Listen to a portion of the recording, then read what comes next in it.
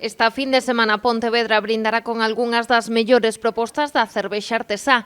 A cidade recupera na Praza da Ferrería Pontebirra, a feira dedicada a estas elaboracións. 70 tipos de cerveza artesá. Aí é nada, cuidado, que 70 tipos son moito tipo de cervexa.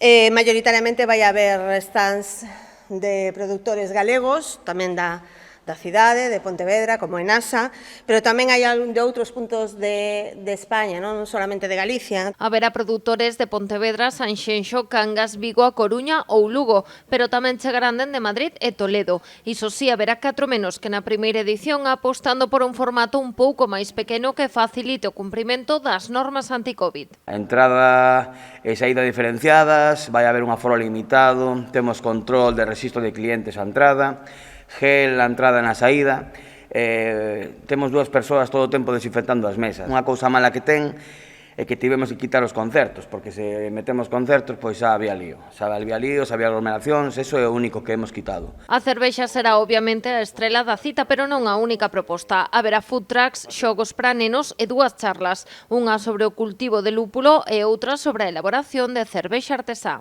Non só comer e beber, sino sempre darle un poquito máis, algo que culturice a la gente, porque sí que é verdad que cuando empezamos a venir ese tipo de festivales, la gente venía y te pedía la rubia, la que se parezca a la industrial. Ahora no, la gente ya llega y te pide, pues eso, una stout, una porter, una IPA. La gente ya empieza a culturizarse y toda la gente, pues todo lo que queremos cultura es mejor para nuestro sector. A capacidade máxima será de 550 persoas e haberá 90 mesas dispoñibles.